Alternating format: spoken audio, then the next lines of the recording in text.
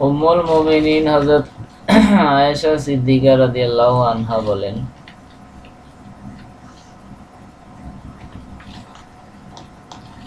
হযরত রাসূল পাক সাল্লাল্লাহু আলাইহি সাল্লাম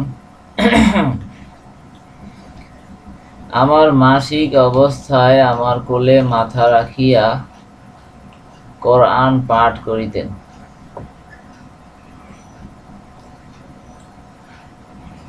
মহান আল্লাহ বলেন,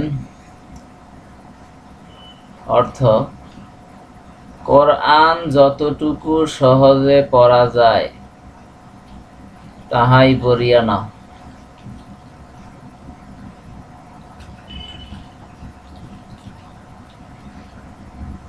আল হাদিস, বুখারী শরীফ, হাদিস নাম্বার ৭০৪০।